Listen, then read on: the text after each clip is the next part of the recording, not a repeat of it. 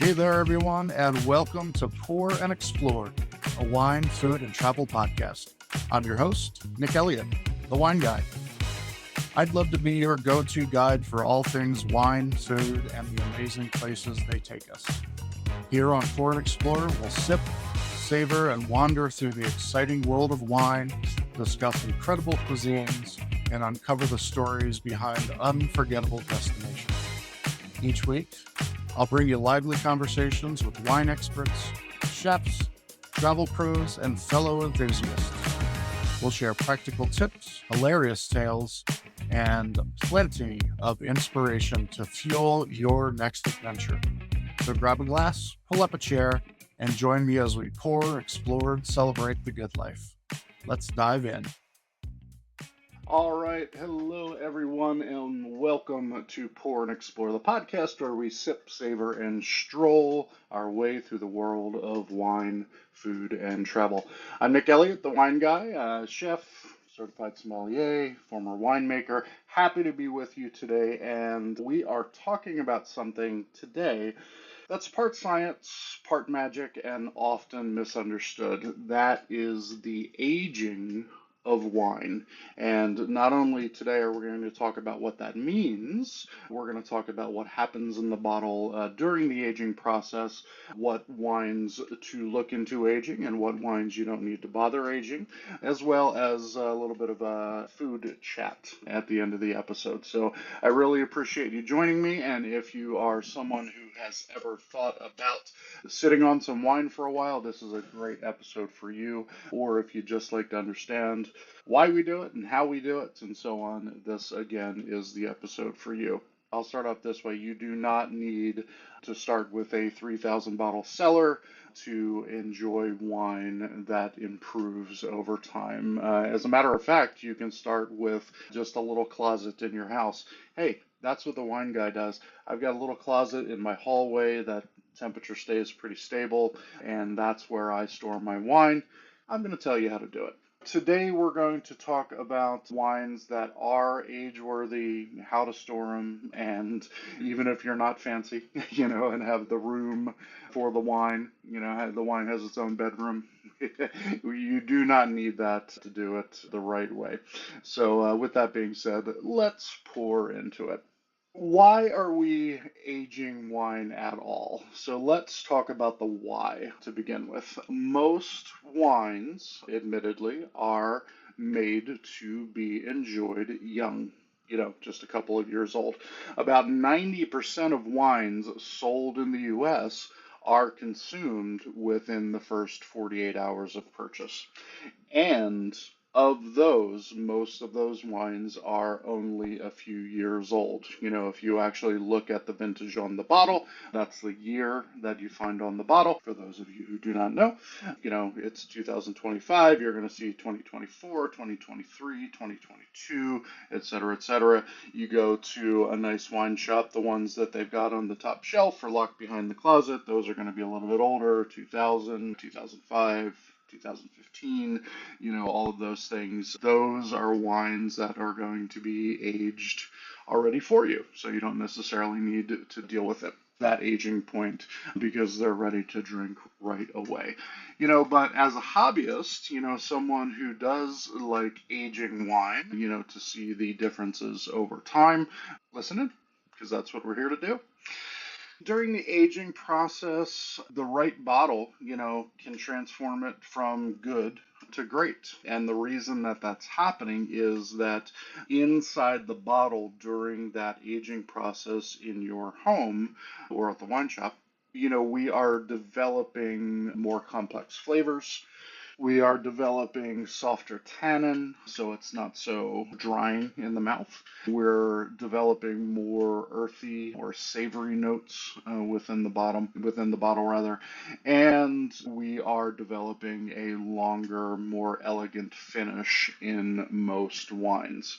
Think about I wanted to say stew. Think about a stew, but I'm a chili guy, and my chili trophies in the background there. I'm a chili guy, and I will never eat chili on the same day that I make it. I always make my chili 1 to 2 to 3 days ahead of time, because what's happening is over time, even in the refrigerator as it sits to wait to be reheated, it is developing interesting flavors. It's developing, everything's coming together. It's allowing those flavors to come together beautifully for the final product. And that is what we're doing in the bottle over an extended period of time. The longer it simmers, the longer it's allowed to do its thing, the better it will get. So just a little bit of an analogy there for you. But I will say that not all wines benefit from aging. So how do you know what to age? Let's get into that first. Wines that age well have certain key traits to them. And these are the key traits that we were looking for in a wine that is going to age well. We're looking for wines with high acidity. Acidity is like the spine of the wine. It holds the wine up over time. So wine with good acidity is always going to age better than what we refer to as flabby wines. The industry wines that don't have very high acidity have a very high pH level where they're more creamy than they are acidic. Wines with high tannin, especially in the red category. The wines with high tannins, things like Cabernet Sauvignon, is a great example of this. Wine with very, very high tannin, and those tannins are going to soften over time and they will mellow with age. This is why Cab is so sought after, especially ones that, are coming from the Napa Valley region or from the Bordeaux region, higher in acidity, and wines that we can lay down. Another term that I'll teach you today is lay down, which is just another way of saying putting it in your cellar and allowing it to age for a bit. So wines that we can lay down, like Cabernet Sauvignon, are going to be great examples of age-worthy wines. Wines that have a good alcohol level and sugar level. Both alcohol and sugar can act as preservatives in the wine. Dessert wines are a great example of this. Dessert wines and fortified wines tend to age better. That's why we can get a 10, 20, 40-year-old port wine, for example, high alcohol level. That's going to last for a long, long time in the bottle. And then we are looking for wines with really good balance as well. And the key is the harmony between all of these things that I just mentioned. And these are all going to be key traits of wines that will age very, very well in your cellar / closet / pantry, wherever you're keeping it. And we'll talk more about that in a bit. But examples of wines that are going to age well on the red side, I've already mentioned Cabernet Sauvignon. Perfect. Nebbiolo, that is a grape from northern Italy, and some examples of Nebbiolo are going to be Barolo or Barbaresco. These are both made with Nebbiolo. Syrah, Shiraz, same thing. Syrah from everywhere else in the world, and Shiraz from Australia. They are going to age really, really well. Rioja wines, wines from that region of Spain, especially Reserva Riojas and Gran Reserva Riojas. Say that 3 times fast. They are going to age very, very well. Again, I mentioned Bordeaux earlier. Bordeaux blends, wines with a Cabernet Sauvignon or a Merlot base to them, coming from the Bordeaux region of France, are also going to last a long time laying down and get better with age. And one of my favorites, Brunello di Montalcino, is going to be another example of what we're talking about. Now, a lot of people say that you don't necessarily want to age white wine, and I would say for the most part this is true.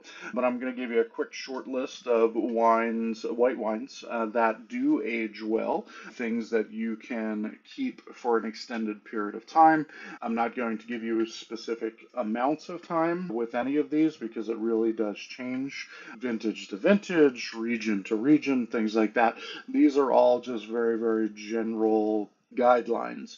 when it comes to the wines that I'm recommending. Riesling is going to start off this list, especially Riesling from Germany. Spotless Riesling is a great example. Ostless Riesling is a great example of a white wine that you can sit down for an extended period of time and it will get better with age. White Burgundy, Chardonnay coming from the Burgundian region of France, the Burgundy region of France. Very, very high acidity typically.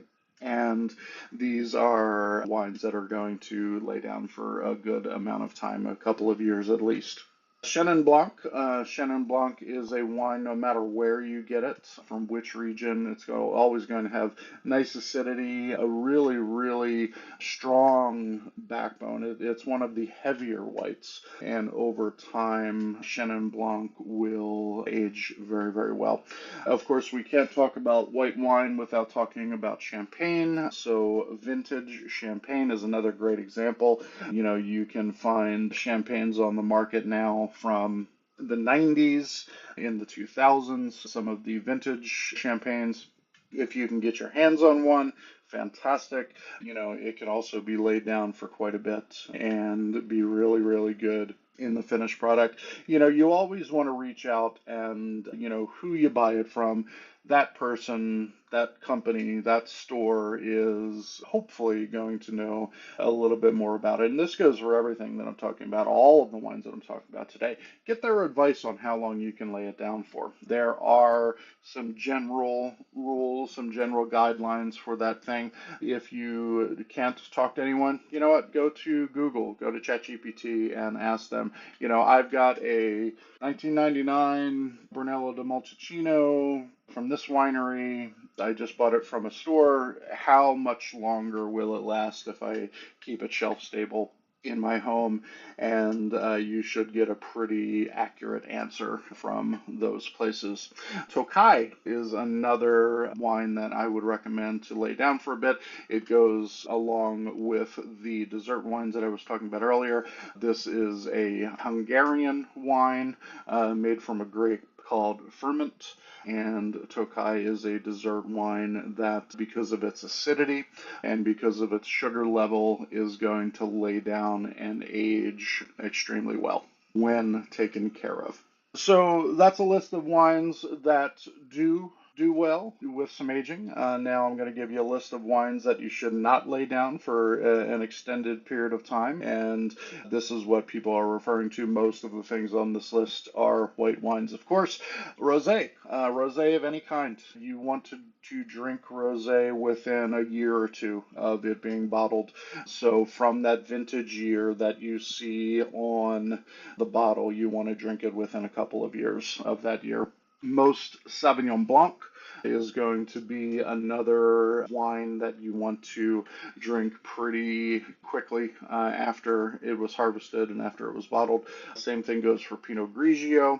Definitely is going to be something that you want to consume pretty quickly. And then we move over to the red side, and the list is very, very short, but a good example of a red wine that you want to drink pretty immediately is Beaujolais Nouveau. You've heard me talk about that on the show before, hopefully, and Beaujolais Nouveau is going to be something that you want to drink right away because it's meant to be consumed right away. And then as a general rule, I'd like to say that any inexpensive wines under, let's say, the $15 mark is likely not built to last.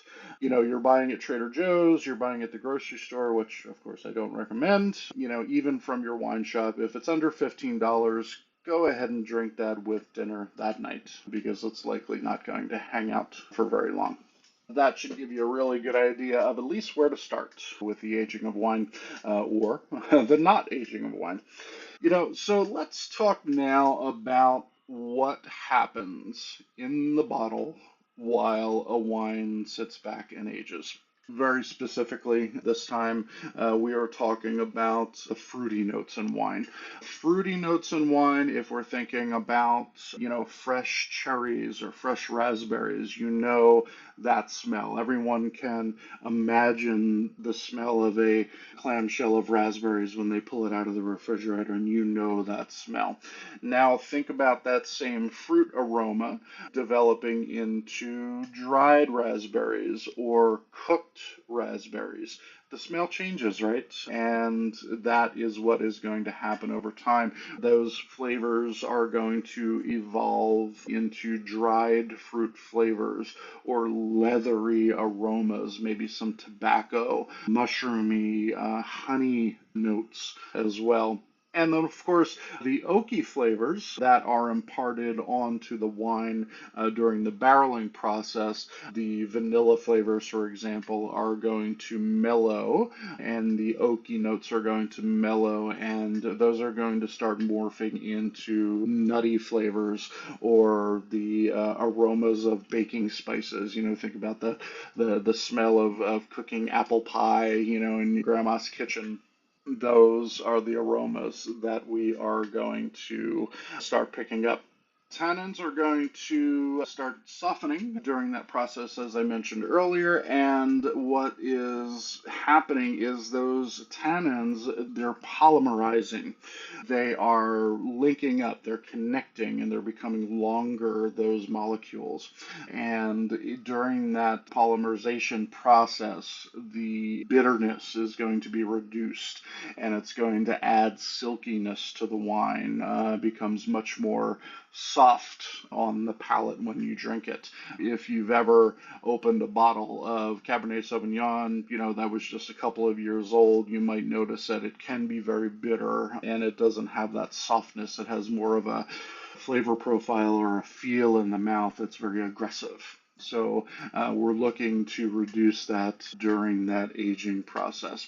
We're going to get some color shifts during the aging process as well. Red wine is going to turn more garnet color or brick color. And what's happening is the color molecules in the wine, those are actually falling out of the wine and collecting on the side of the bottle. If you've ever opened a bottle of wine that's been aged for a period of time, you'll see a line of color down on the bottom where that wine was sat for an extended period. And that is the molecules of pigment falling out of the wine, and the wine is getting lighter. Now, on the opposite side of the spectrum, white wines that you age for an extended period of time, they will start to develop a darker color or a deeper yellow color or a deeper golden color, and that is the wine going through the natural aging process. Pretty cool, huh? Sediment in wine, as I was just talking about, the sediment in wine is the stuff that collects at the bottom of the bottle. I don't recommend storing your wine upright. You definitely want to have it lay down so that line of color is going to appear on most red wines when you lay them down for an extended period of time. And sediment, it's natural, it's harmless, it doesn't feel very great in your mouth, so I wouldn't recommend drinking it, but if you do, it's totally fine. It's not going to hurt you. Of course, it was in the bottle with the rest of the wine, so it's definitely not going to hurt you. And the sediment in the bottle is going to be indicative of aging, especially in red wines. And when you run into a wine that has been aged for a long time, you might want to think about decanting it and just putting it in a larger vessel, let some air hit it, let the sediment sink to the bottom again, and you pour it into your glass. Running it through a sieve, a very, very fine sieve, is also a good option. They sell all kinds of devices out there, so if you are someone who's thinking about storing wine for a while, get yourself one of those fancy devices like a Coravin or something like that, and that will help you with the sediment that does tend to build up during the aging process. Now let's talk a little bit about storing wine without a cellar. Let's be real. Most people don't have a climate-controlled wine cave in their house. I don't have a climate-controlled wine cave in my house. I have a little closet where I store my wine. I buy appropriately for the wines that I want to keep for a while, and most of the wines, as I mentioned at the top of the show, that I buy, I'm going to consume within a few weeks. So they can live in the closet, or in the case of the whites, they can live in the fridge for a week or two until I do eventually drink them.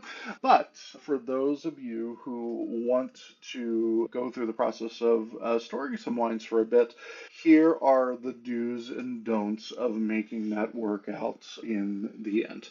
First things first is temperature control. We want to keep that area, if possible, between 55 and 65 degrees Fahrenheit. This is ideal, but I will say you can go a little bit warmer, but keep it steady. Keep the temperature steady. That's going to be the most important thing. Big temperature swings or fluctuations, those will have an effect on the wine.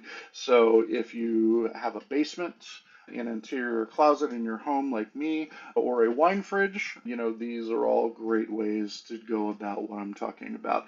You can have a wine fridge and keep it at a stable temperature, even 65, 70 degrees, keep it at that temperature, and as long as it's stable, it's going to work.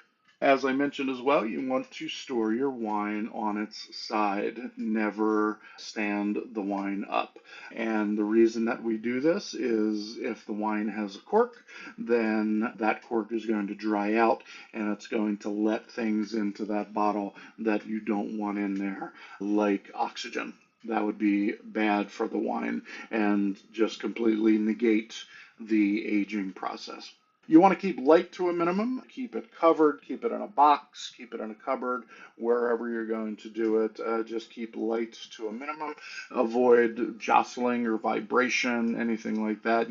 Don't keep wine on the top of your fridge, for example, or or next to a furnace, or just keep it steady, easy, not in a place where there's a lot of vibration or fluctuation.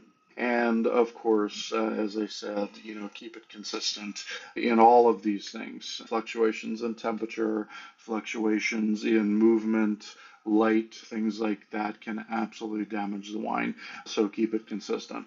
Don't store wine in your kitchen or your garage. Those places get too hot.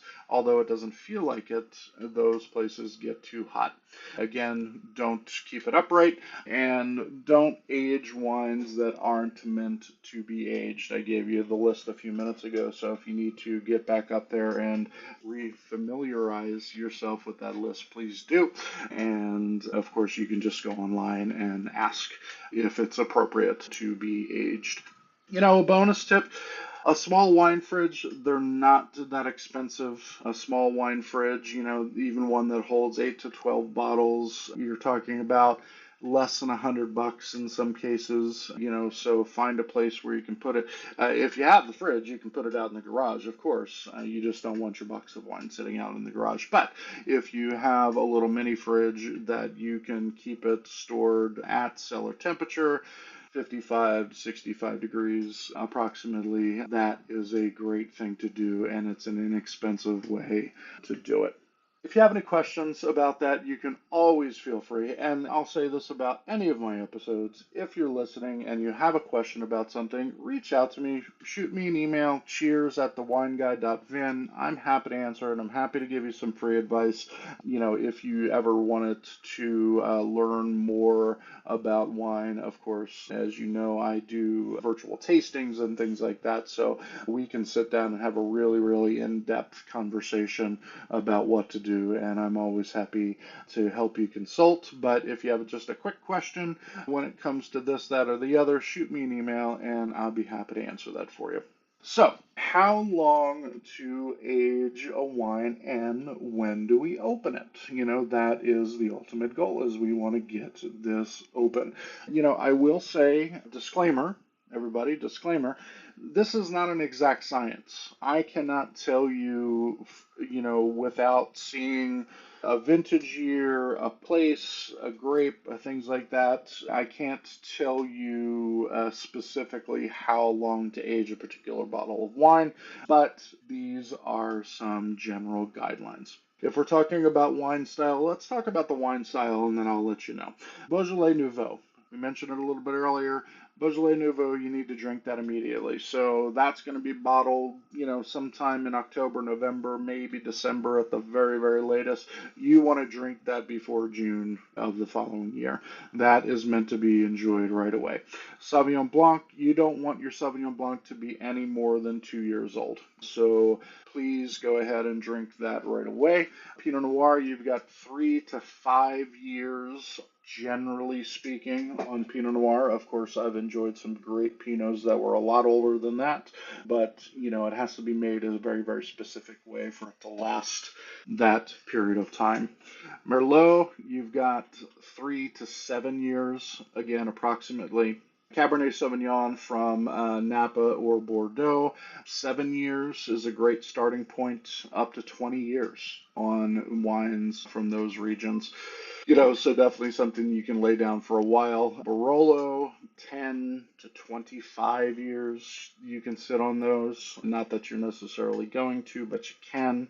There's always a curve in there as well. Is it 11 years or is it 22 years, etc. We don't know until we try it. And that is part of the fun, in my opinion.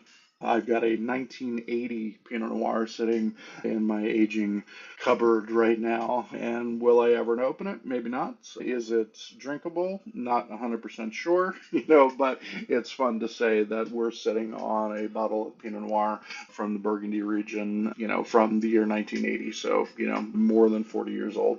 It's pretty cool. Vintage champagne, 10 to 20 years again. Riesling, depending on wheres and the whens and the acid and things like that. A German Riesling can last up to 30 years in storage when stored well. And great ports, Madeira, things like that, sherries can last 20 or more years. Really, really, really good. But here's the key. What's my motto, everybody? My motto is you drink what you like. And I'll expand on that and you say you drink your wine when you want to enjoy it. If you like the brightness of a young cab with high acidity and high tannins, that's not my jam, but it might be yours. And if that is the case, then you go ahead and do that. If you like the funky, earthy aromas of a 15, 20-year-old Bordeaux, and that is your thing, then I absolutely recommend doing that. All right, so let's talk about tasting some of these wines and some general guidelines on how you want to enjoy a wine that has been aged for an extended period of time. As I mentioned, decanting will need to be done in some of these cases, and it's going to be about the sediment. It's not about really oxygenating them or wafting off any bad aromas or things like that. It's really, you want to separate them from the sediment that is going to be in the bottle of wine, especially from reds. Glassware, you want to use a glass with a larger bowl to it, something that you can really gather all of the aromas in the glass. You want to swirl it gently, and aged wines can be very, very delicate, so you want to be very gentle with them. The first sip, you want to give it time, allow it to come together in your glass. It might seem shy or muted at first, but over time in the glass, it's going to open up and it's going to blossom. Foods that you can pair with aged wines, either red or white. Mushroom dishes. Mushroom risotto, for example, is a great example of a food that would pair extremely well with an aged Cabernet Sauvignon or Barolo or Barbaresco. Really, really tasty. Pinot Noir is a good example of that as well. Roasted chicken, hard cheeses, any braised meat, braised game, maybe some elk or buffalo or something like that, lamb, definitely do well with aged wines. So, I've gone on long enough.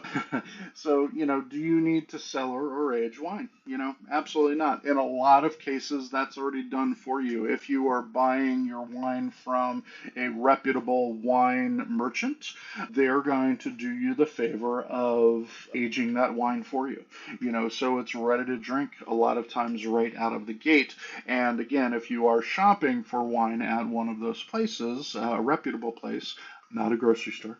If you're shopping at a reputable place, they're going to be able to tell you how much longer you can sit that bottle down and it still be viable in the glass.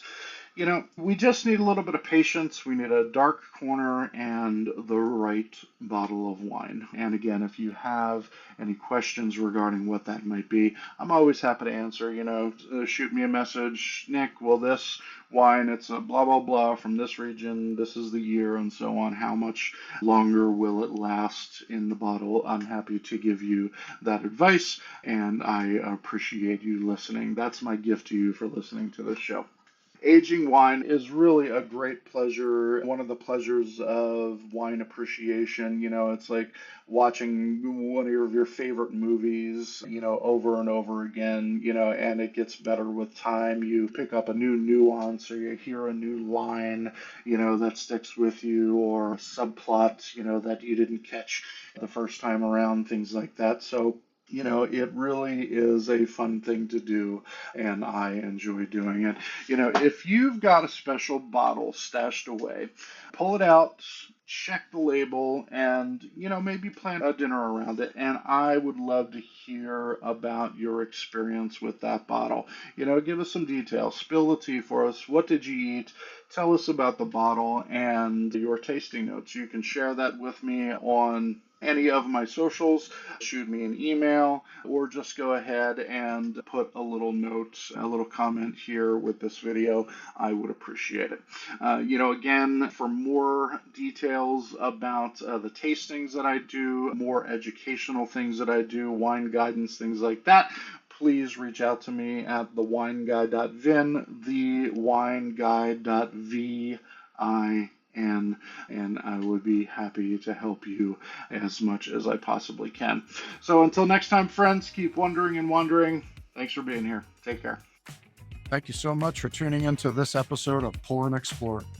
I'd love to hear your thoughts, your stories, or your questions, so you can drop me a line at cheers@thewineguy.vin. That's cheers@thewineguy.vin. Or let's connect on TikTok, Instagram, or Facebook. Grab those links on my website at thewineguy.vin. Until next time, let's keep wondering and wandering. Cheers, everyone.